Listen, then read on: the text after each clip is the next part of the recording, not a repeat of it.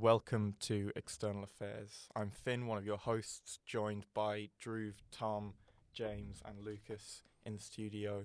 And yes, I want to note that he has a real camera here today. So you're going to see some really nice quality photos on the Instagram. Yes, if you're a regular follower, you will see those nice photos. Yes, indeed. So before we introduce Joseph Terry here, I'm just going to introduce the topic. So essentially today we're discussing China's car imports into Europe. And this sounds like an economic issue, but this is in fact very political. So just to give you a background, so EU tariffs on car imports are significantly less than that imposed by the US. The EU currently imposes a 10% import tariff on each car brought in. And in the US, car imports from China are subject to a 27.5% tariff. Around 40% of Chinese exports in 2023, some 2 million cars, will have been EVS, reckons Canalys, a consultancy. However, these tariffs may well rise further. The EU is conducting an investigation into whether its tariff is too low. And why is this relevant to the discipline of international nations or global affairs? I mean, why is it not? International trade is absolutely critical.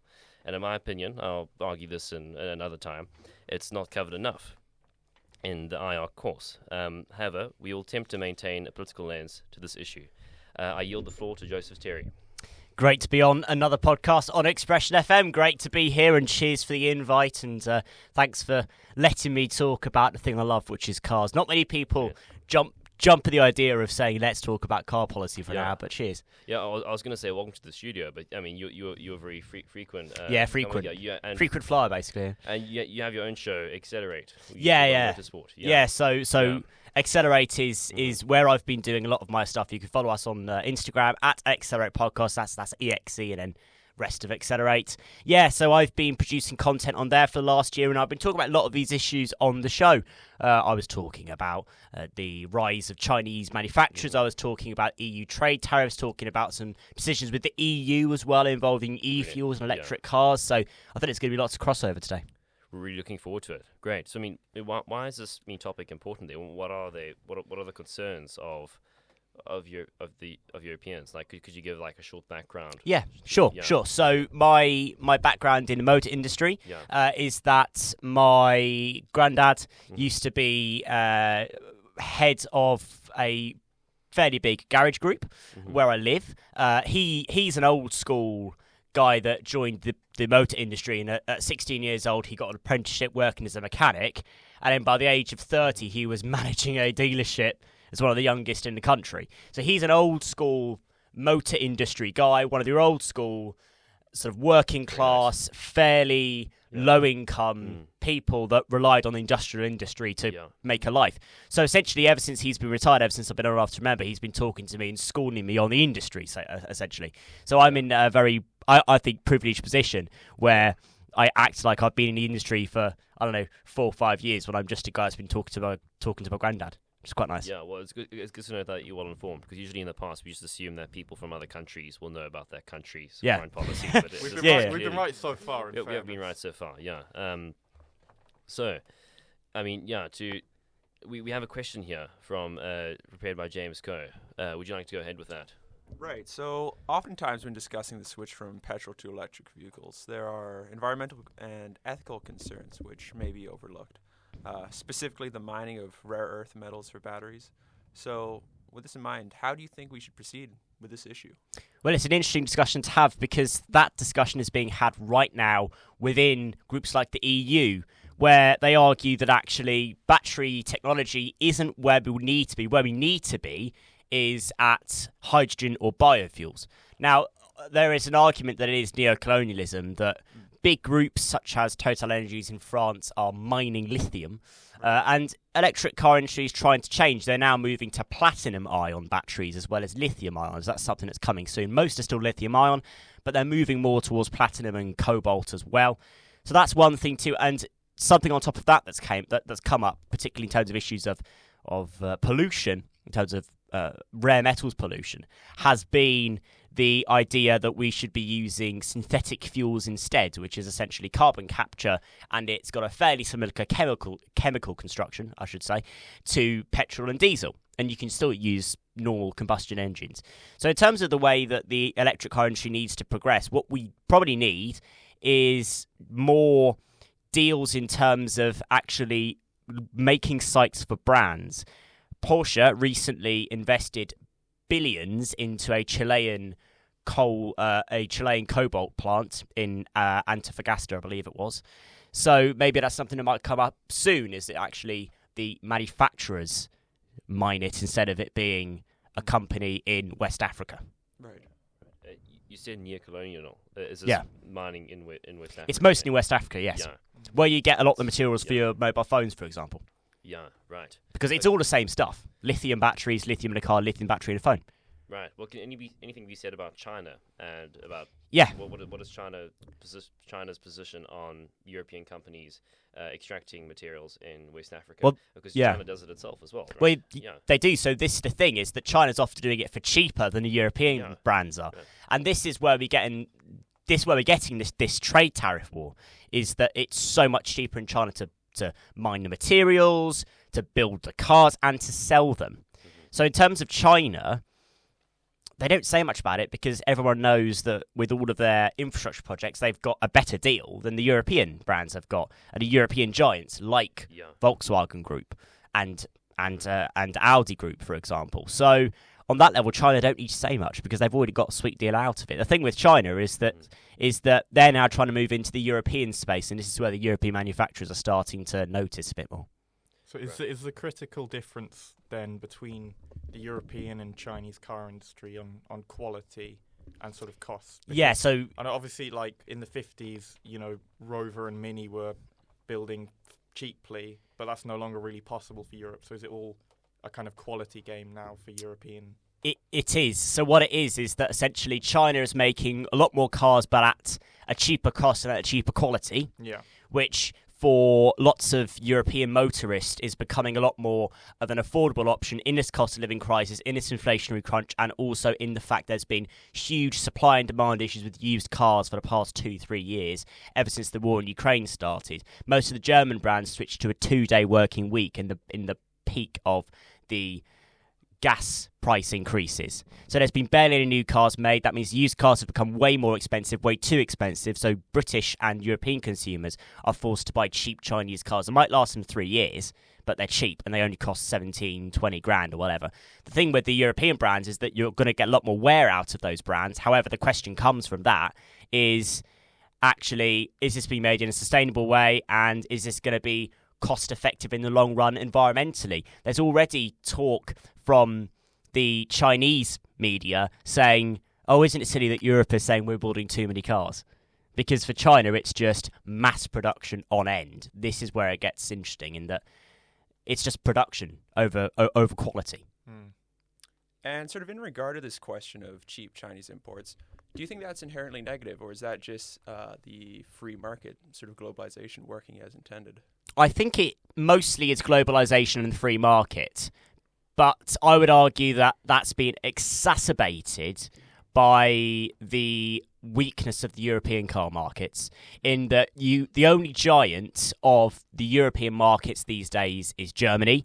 France isn't even involved in it much. Most of the brands under the Stellantis group, which has got Peugeot, Renault, Fiat, Chrysler, and so on and so forth, most of their cars are built in Spain. Most of their cars are built in Italy. If you go to Volkswagen Group, most of their cars are built in Romania and Slovakia right now. Germany's the only real bastion of European car industry. You can't say it's the UK anymore, because the UK's only got 2 plants that are running. One's Nissan in Sunderland and one's Vauxhall in Vauxhall, obviously. So it is because of the fact that there is so much deindustrialisation and the removal of the car industry from the UK and Europe, that the free market has had to step in. Now, is it a negative thing that we're getting cheaper cars on the roads? No, because the price of electric cars is way too expensive, far too expensive for any person to make the switch in a good amount of time.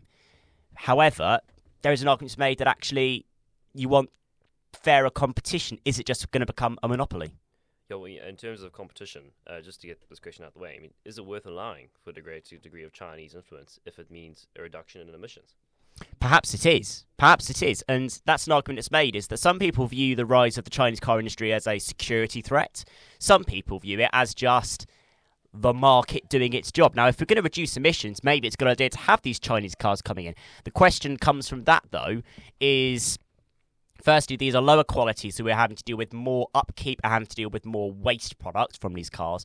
And secondly, it's whether or not we want to be relying on the Chinese economy, which anyone who reads the politics would know that there's been increasing pressure on Western governments to move away from reliance on the Chinese market and the Chinese economy.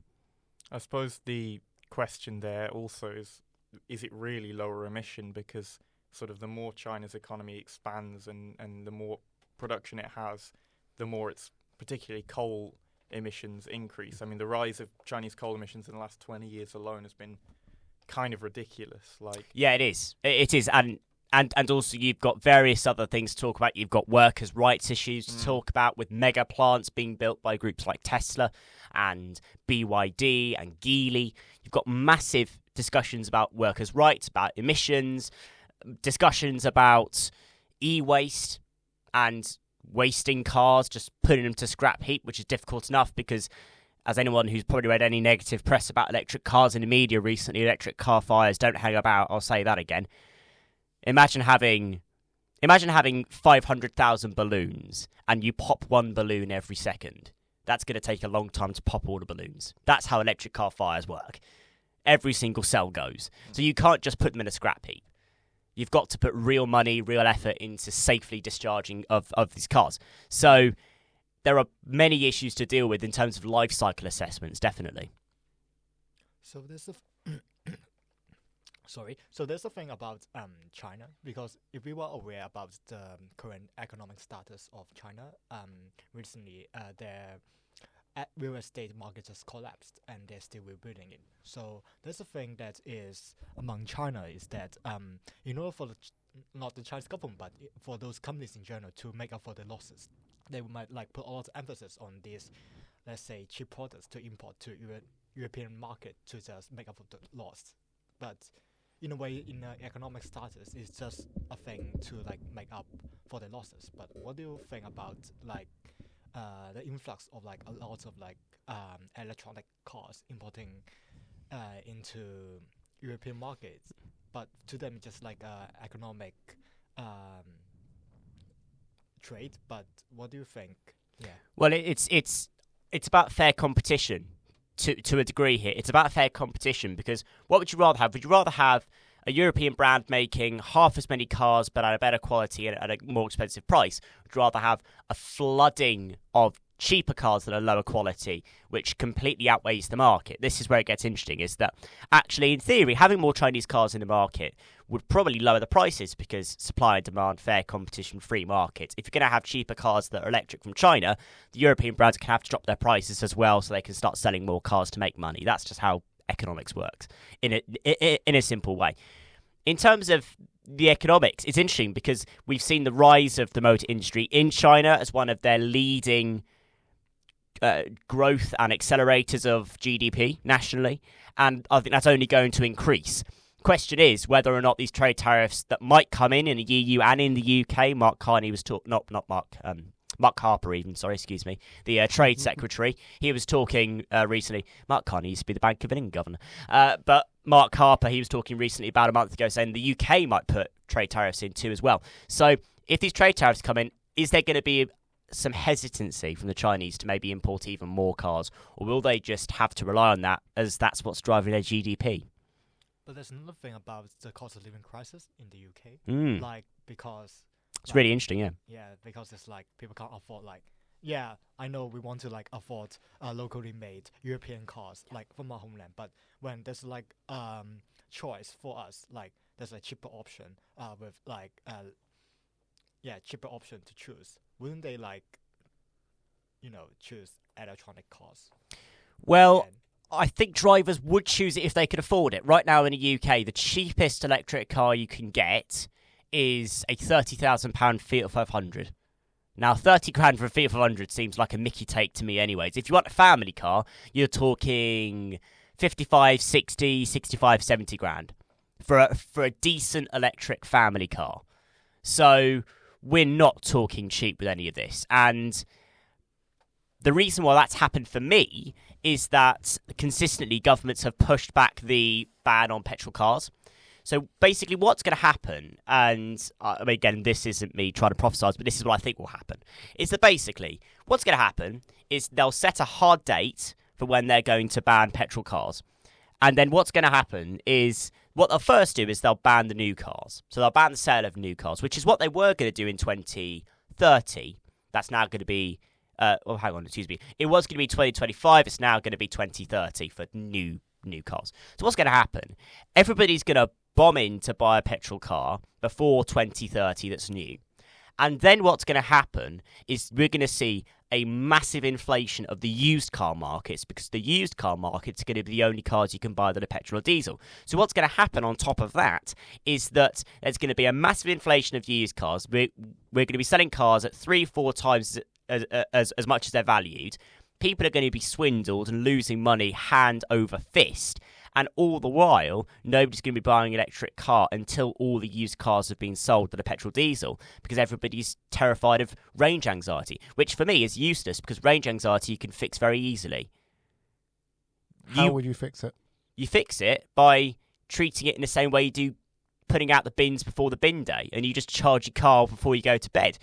That's how you'd fix range anxiety, unless you're doing trips up and down the country from Aberdeen to Exeter like once a week. You're going to be fine. But if every single person in this country buys an electric car, sticks it out to charge, between the same hours every night, the national grid is at capacity right now. Yes. What happens, basically? Well, this is where it gets interesting, is that we're already seeing electric and energy brands giving out money back to people who charge their cars during off-peak times.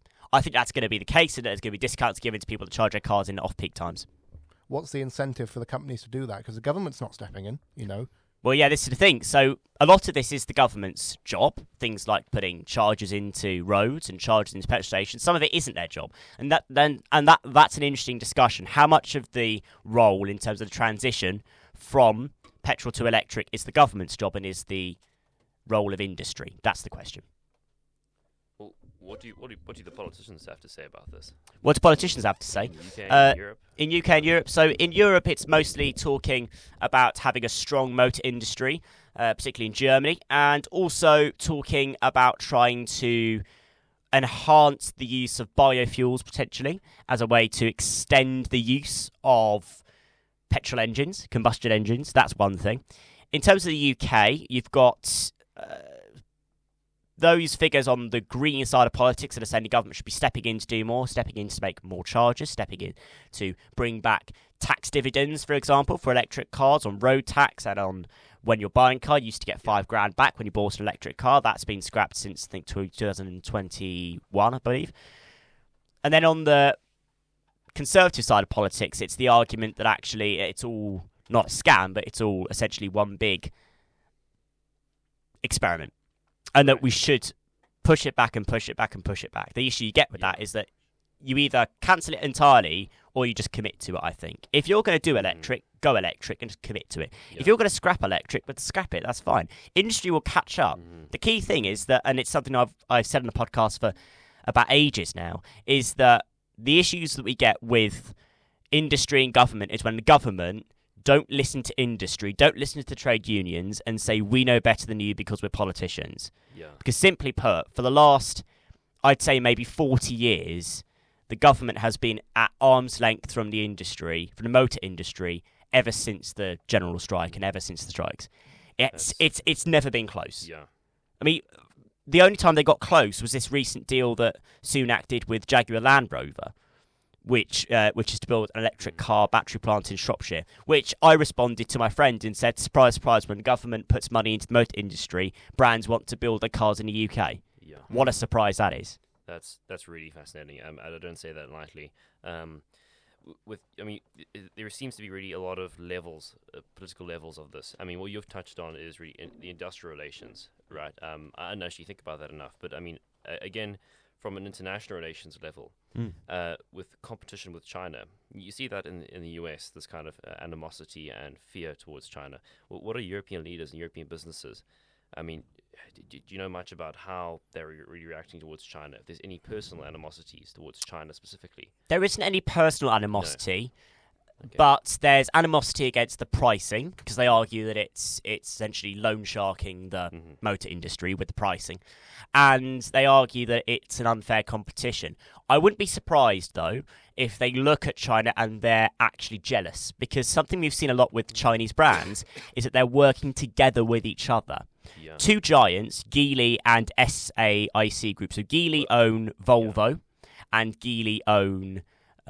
One more, I think they own MAN Trucks, I believe it is. Is that because they kind of pressured you by being owned, by being state sponsored? Yeah, so there's that. Chinese and government? SAIC is the other group. They own Lotus and London Black Cabs, LEVC. Well, can anything be said about how capitalist systems work versus kind of sort of Yeah, communist so this is the planning thing. systems work? This is the thing is that in China, they're incentivized to work together as a group to improve battery technology and actually revolutionize electric cars.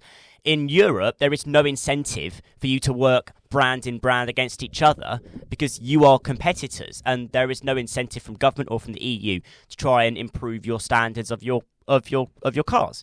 So China's getting cheaper cars built at a lower cost, and they're working together to try and improve their technology, which goes full circle because if you've got better technology, you can then sell your car for cheaper. Do you think this goes down to antitrust then?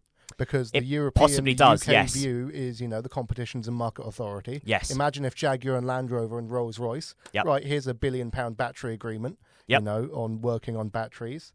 CMA are going to have an absolute field day with this. It's Same with the European. It's a major antitrust issue, but in all honesty, and this is a personal opinion, not the opinion of the show, I don't trust the CMA for a minute, because there's been a recent story in the UK that in UK supermarkets, I believe it was over 2 months from September to November last year. Yeah, they're all price colluding. For petrol, drivers lost in total over the UK £1 billion due to overpaying at the pump for petrol. That's why Costco fuel is the best. So this, and do you want to know what the CMA did? Nothing. They gave Asda like a £15,000 fine. What is the Yeah. CMA? Sorry. The Competition and Markets Authority. They're our Right. antitrust body to regulate fair competition. So, Okay. with the greatest of respect, I When you don't say think the CMA will do antitrust, Are anything. you talking about anti-Elizabeth Trust or something else? Yeah, there you go. yeah, there you go. Okay. So just to double check this, £15,000 fine for For Asda. breaking collusion law. Yeah, for breaking collusion law and costing drivers £1 million over 2 months. That is incredible. I know, but this is what I mean when I say that the government and the bodies have got nothing to do with the motor industry, because the AA, the RAC, the Fuel Sellers Association was saying for months and months, this is ridiculous overpricing. Do you think we need to take a leaf out of the Japanese book then? Honda and Nissan have agreed to put their past rivalry together and work on battery technology. Yep. Carlos Ghosn, sort of hush figure in the but his alliance, My basically. granddad met him, by the way, Yeah. which is hilarious. Yeah. He is a character. Yeah, Fugitive. he is a Anyway, character. His alliance of Renault, Mitsubishi, and Nissan, they're working even more closer together because of the threat of electric cars. When they said they were going to break up, basically, because no more car loss. Yeah, no and more that's a great integration. example of how working together can work amazingly, because he came in to that alliance having worked at Renault, and he came in, Mitsubishi was about to go bankrupt, and he managed, Nissan, sorry, he came into Nissan was about to go bankrupt, and he totally overhauled Nissan to the point where they were profitable, and that's a prime example of when those industrial partnerships work incredibly well. So I think we need to do more of that. The issue is that you look at all the car industry, and there's basically two big groups now in global cars. You've got Volkswagen and you've got Audi Group. That's it. But VW and Audi are the same group.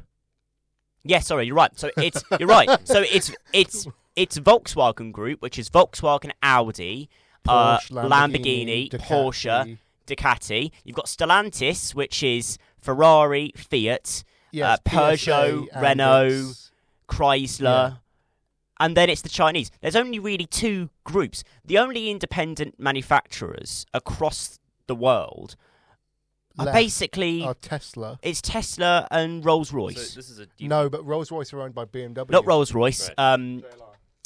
JLR's owned by JLR's Tata. Tata India.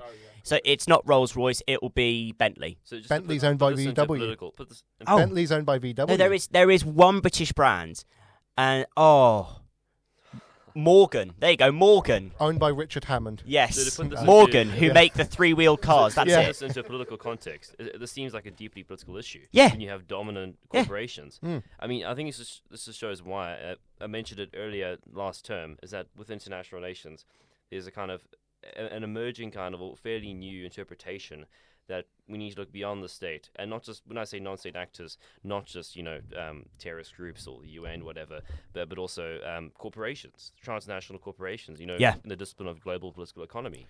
This seems understudied. I mean, what you're saying, It really is understudied, and it's a massive thing because about 10, 15 years ago, there were loads of independent manufacturers, and they've all been scooped up, they've all been bought.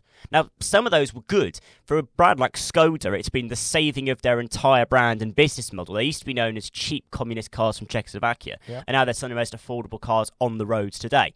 Same with Kia and Hyundai. Yeah, and whatever, yeah. So there are success stories, but then there are stories that are terrible, like Mini, where they've become small BMWs these days. Or Rover, for Yeah, example. Rover I too. live basically down the road from the old Rover plant. Oh, and, really? In Longbridge. Yeah, Longbridge, and, yeah, nice, and nice. they literally, it was bought by China, and I think, Yep. or a Chinese firm in about 2004. Careful what you say, for an external affairs fans are going to be lining outside your door. Yeah. Yeah, but, Anyway, but it yeah. was basically the plant was sort of stripped until it was Yep. lost all its profitability, and then they just closed about 10 Yep. years later. That's it. TVR, same thing happens. Rover was an incredibly Saab and swift. GM as well. Saab went under. Yeah. General Motors doesn't really exist these days Yeah. unless you're in the US. TVR went under. I mean, it's just the amount of brands that have fallen off the map, or they are bought out by random investors from Russia or China, is crazy. If we kind of zoom back on this and look at, the car industry from a historical lens, pre-World War II, you had Britain and America dominating. Post-World War II, the successful economies of America and Britain focused towards tertiary sector things, banking, financial services, leaving room for, the losers in the war, Germany and Japan respectively, and Italy to focus on the cars. Now, though, what we're seeing is a shift towards pure volume economics, and three countries jump out there: India, China, and Taiwan. Yes, yeah, that is true. So it's a really interesting one because you used to have a monopoly from the West, and now we're getting a monopoly from the East. And that's so interesting to see because what we've seen less of is that as we move more towards mass volume, we see less industrialized plants, we see less people having jobs, and we see a move towards automated manufacturing, which is undoubtedly a terrible thing for lower-income workers and industrial workers, like how my granddad was when he was an apprentice at 18 years old. And on top of that, we're now moving much more towards an era of cyber technology, of automated driving, and relying on Taiwan for computers. I just want to challenge you on that before we go to the break. Yes. You say it's a bad thing for low-income workers. Yeah. I have a friend in the US who works at a Mazda and Toyota plant. He makes bumpers, right? Nice. He was a low-income worker. But now, because it's all changed to automated manufacturing, he managed to get trained and now manages production lines of 30 robots. Do you think this is something that we can do? And do you think this is something we should be, focusing on, reskilling, retraining, rather than, the old plight of lower skilled workers? Retraining's massive. Retraining is huge, and I've talked about it before. But there was a stat that came out recently from the Institute for Motor Industry, which said that we were going to be 30,000 engineers short by the time we switch to electric cars that are safe to work on electric cars without essentially zapping themselves and causing themselves serious harm. And I also know a story from a guy who runs an independent garage that he still gets the 85-year-old ex-employee to come in to cover the chassis repairs. There is a huge issue in terms of getting new people into the industry. So I think what we need to do probably, and it's just my opinion, let's really promote apprenticeships, what they are, which is a great reskilling, retraining effort. because right now you've got to go to university to get an engineering degree, and many people can't afford that. So back to the questions and sort of really looking at foreign policy. It seems Europeans view China differently on vehicle imports than they do other Asian countries, such as South Korea or Japan. The same is true in North America for myself. Is this strictly business related, or are there larger foreign policy factors at play, do you think? Well, I think there are certainly issues of alliances with nations that come into play here. The European Union is going to be a lot more friendly to work with the South Korean market than it will to work with the Chinese market, vice versa.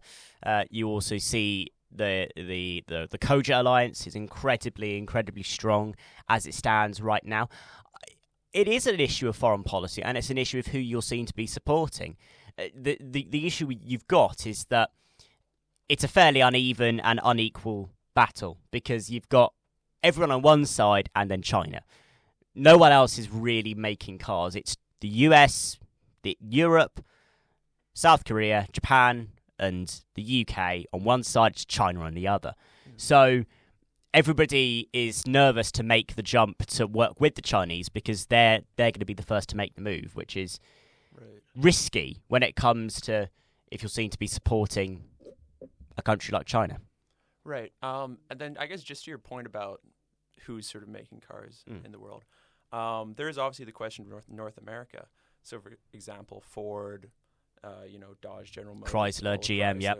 And especially Ford, I think, has been trying to make sort of strides towards electric vehicles. I think even someone's trying to come up with an electric Hummer, for example. But even that's come into issues, though, because Ford lobbied the US government to give them tax breaks of $7,500 for every car, and the US government blocked it because the car had 75% of the materials made in China. So the US government wouldn't give them the tax break.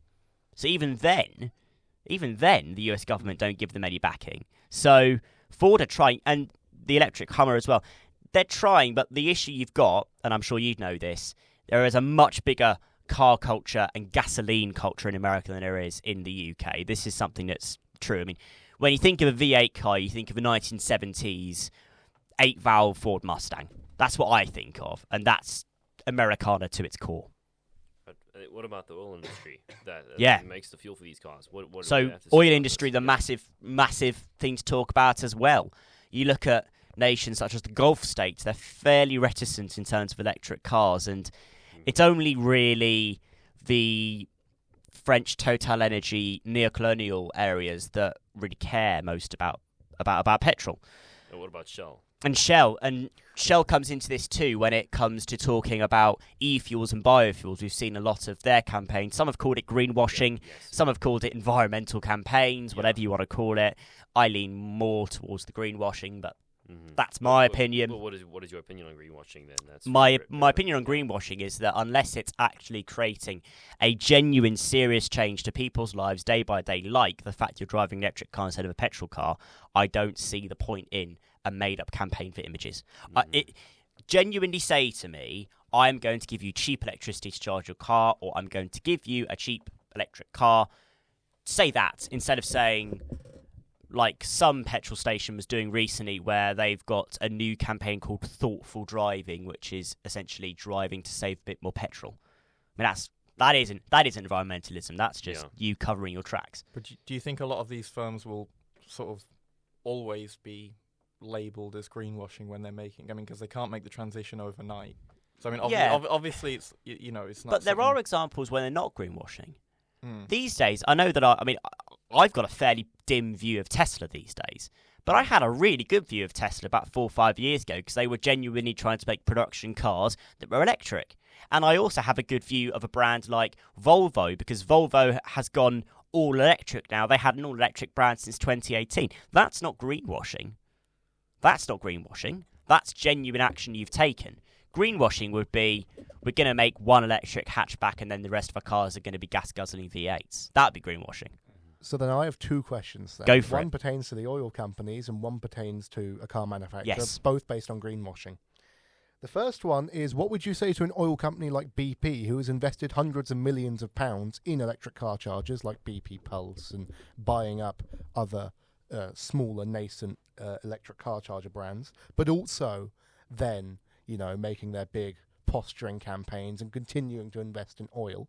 Where does that fit on the greenwashing statement, first of all? Well, it's really interesting because in the UK, it's terrible to say we're actually relying on brands like BP Pulse to have any infrastructure. Yeah. So do we want to criticise greenwashing, or do we want to have our cake and eat it twice and rely on these private companies to actually give us the infrastructure so we run, and that electric cars isn't the biggest industrial failure of the last century? Because we've got basically three main charger companies. You can correct me if I'm wrong on this. Go for it. We've got Tesla Superchargers. Yeah. We've got Podpoint, Podfinity, the iFinity, whatever. Yeah. The one where basically most major car manufacturers will say, go to that.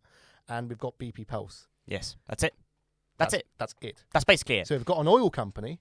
We've got Elon Musk. Yep. And we've got the laggard third player where everybody else is trying to kind of What get else in do you on think the I'm action. talking about on the show every single week? It's the fact that this is complete ineptitude from any of the governing bodies, and that goes for the EU, it goes for the UK. Yeah. I will come out and say the reason why China is so massive and big in the industry is because the West has done nothing over the last 10 years. That is why China is so good right now, because China was working on it for the last 10 years. Is the West Well, choosing to do this? pardon? Is the West almost choosing to do this? Because I don't know. I don't know if Yeah. the West is choosing to neglect or if the Because West just United neglected it in the States- first place. yeah, because the United States is choosing in isolation as foreign policy point of view. Some Yeah. commentators Well, argue. but this is the thing, is that you can't have isolationist point of view and say we're not going to kowtow to China, but at the same time, you're going to put millions and billions of state money into industry trying to promote electric cars whilst not giving anybody a leg up to make them work. I mean, If you're going to be isolationist, just don't bother with electric cars at all and just hope that everything goes well with the climate. Don't go halfway house. returning to my second question, car manufacturers, we've got a car manufacturer like Jaguar who said at the end of this year they're going to completely discontinue their entire model line and focus on 3 electric cars. And then last month they said, oh, we're going to continue selling the F-Pace because their big diesel SUV, because it makes them the most money. And then you've got, other car manufacturers, basically doing the same things. Where does that fit on the greenwashing scale to you? Well, it's really tricky because luxury brands are being squeezed in that luxury brands don't quite know what to do. Production brands making what my granddad calls cooking cars, otherwise known as cars you can take to the shops and back again, cooking cars, they can pump out as many cars as they want on the production line. Luxury brands are going to always have luxury levels of production and they won't produce much. So for that, it's going to be interesting because the brands that are making the straight 4s, straight 6s, it'll be quite easy for them to switch electric. If you're making consistently V8s, V10s, I mean, Lamborghini's just launched their final V10, for example. Ferrari's going electric fairly soon in the next few years. Yeah. Supercars and luxury cars is a different kettle of fish. Although important because the irony of it is that the electric cars that people that don't earn a lot of money are trying to buy are as expensive as the pricey cars that the rich people are trying to buy. That's the irony of it. That related to that, we've seen strides, namely from Toyota and Hyundai, on hydrogen cars. Yes. But there are only 8 or 9 hydrogen fuel stations in this country accessible right now.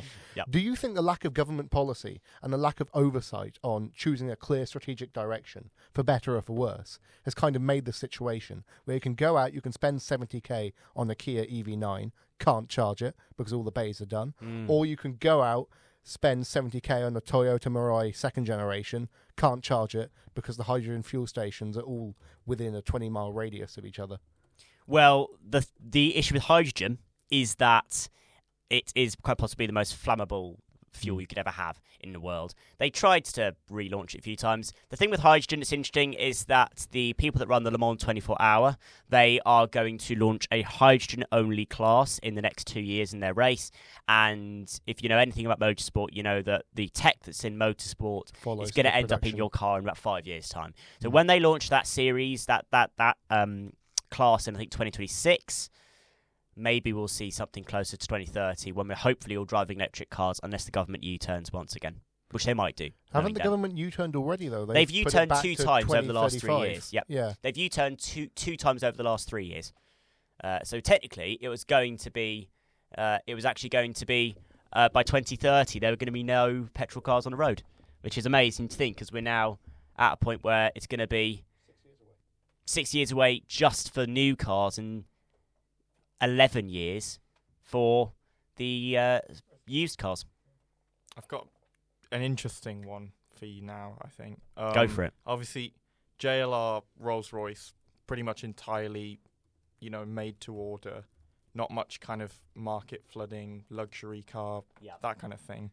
A lot of British, as we mentioned earlier, a lot of the sort of cheaper, quote-unquote, British car brands, Rover, Mini, they're either no longer exist or owned by a foreign company. Do you think had sort of government stepped in, 20, 30, 40 years ago when all these firms were going on, had they been, I don't know, maybe nationalised or subsidised more, our path to electric cars would be better, or would it be worse because it's government? It would be wholly more clear if government were involved more. Wholly more clear. And that isn't me saying that as somebody who's against free marketeerism. That's me saying it as somebody who understands and recognises that the motor industry is one of the biggest global industries in the world. In the world. You'd be stupid to not invest in the motor industry. Certainly would be clearer. You'd have better infrastructure. You'd have better communication between the trade unions and the industry and the government. And also, you would have a much clearer sense of the direction that we're going in. Right now, we don't know if there's going to be electric, hydrogen, biofuels, petrol. God knows, it could be coal driving cars by 10 years' time. I mean, no one knows where we're going. At least the government could tell the industry where they want to go if they were actually going to talk to them. What about hybrid cars? Well, they're hybrid cars, mild hybrids are, yeah. Hybrid cars were only used for once in a while when you used to get a tax break from it. That was it. You used to get a tax break, five grand from about 10 years ago. It's now not useful at all because there's no fuel efficiency gap whatsoever. My family has a white Hyundai Kona. Yeah, the Kona, yeah. Color doesn't nice matter. car. Yeah, is it? Yeah, I like I'm pretty it. sure that they classify that as blue. Yeah. Right. Where does that stand? I think that means it's a plug-in hybrid, whereas the ones that are self-charging is, it's not a scam, but it's okay. It's so. I drive a self-charging hybrid. I drive you? a Lexus. Yeah. Yeah.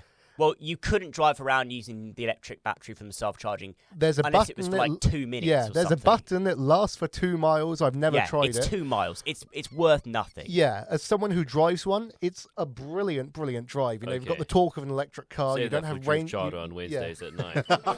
you don't have. What about world leaders cars? We see like the US presidential car, the Beast or the whatever. Beast. Yeah. I mean, what is the CO2 impact of that? I mean, what is the engineering of that? I mean, it's bulletproof. It's like explosive proof. There's always going to be special. There's always going to be homologation specials, which is always good fun to see. Although I treat those cars as monsters and whatever. Although I do like the fact that in the UK they just give them a standard Jaguar. No, for the UK Prime Minister. It's not standard. They have a special Sentinel. Oh, version. right, yes. So it's basically the Beast modifications. Yeah, sure. But in an XJ. Or yeah, a Land I see. Rover now, since they've discontinued the XJ. Yeah, of course, yeah. But I saw the I tried to Kenyan buy one president, some African climate summit a year or two ago. He showed up on like a scooter or something, didn't he? Yeah, it's a scooter. Yeah. Yeah. Just crazy. I'd love to see Trump turning up in a Lambretta next time to the and the to Uruguayan president, like labeled as one of the most humble sort of leaders in the world. Yeah. He shows up in his own little like mini Latin American. It's great fun. Whatever it is. It's great fun. I love it. It's really good. It's I think it's good fun, but yeah. I don't know. We'll see. Really, it's yeah. Engineering is always going to throw up some funny surprises once in a while, like that. Really. Yeah. So I've completely forgotten what you study, Joseph. So I study I study politics and philosophy. Politics, yes. I don't study engineering. I just have a background in the motor industry, and that's it. Yeah. Hence the essay you have open on your laptop. Yeah. Hence the essay I've got on my laptop here, but because I've it's exam season. And I realise that when I'm talking, I often write a lot, so that's fine. It's a habit behind it. It's a bit like how you see Jordan Peterson sometimes. Yeah. He just scribbles on a piece of paper when he writes and when he's talking. It's a bit like me with typing sometimes. Right. What was I saying? So it's politics and philosophy. It's not an engineering background. It is just. It's just basically an interest. That's it. Yeah. It's an interest in the industry. That's it. That's great. That's really cool. Do you want to tell us a bit more about your career aspirations? Oh, After career your aspirations. I mean, I would love to work in the motor industry. I'd love to, and that would be a dream of mine. I mean, career aspirations wise, I'm gunning more towards media, and I've got a really kind of I've been able to have lots of really great experiences here on the station, doing sports, doing news, doing music, which is great fun. You saw me yesterday doing a news show where I had a drag out argument with a certain person from a certain political group about freedom of speech, which was good fun. Public speaking manner was very impressive. Well, thank you. I mean, it's the good thing about doing radio is that you are great at public speaking and you're really good at presenting, which is a great transferable skill. No matter if you're working at a corner shop or working in a boardroom. LinkedIn, yeah. Yeah, so sort of, no matter if you're working on a corner shop or in a boardroom, it's a great skill. But I'd love to be involved in the motor industry or in motorsport because it's kind of cars genuinely did change my family's life. I wouldn't be where I'm at now if it wasn't for my granddad, who didn't have a great school experience, getting a job as an apprentice and being able to work blooming hard to make a life out of himself. Would you be interested in going into actual policy making? Or perhaps, maybe. Academia, lobbying? Yeah, perhaps. I mean, I'd like to. Of course, you're always learning, but I'd love to also be able to be a younger voice for people that don't know what they're doing, because the people around this room, they're all incredibly smart people here. However, thank you. You are, because you're doing a podcast about international relations, you're studying at university, but there are so many important things to your lives, like if you buy an electric car, like car insurance, like learning to drive, that are all really important things about the motor industry that no one really knows. I mean, for example, there was a stat that came out recently. Did you know that they're predicting there's going to be 3 times as many people who want a driving test this year for the test they've actually got free? Did you know that? 3 times. 3 times as many people want a test than there are tests. Did you know that? Or did you know that on average it now costs you £8,000 to learn to drive, including buying a first car? Things like this.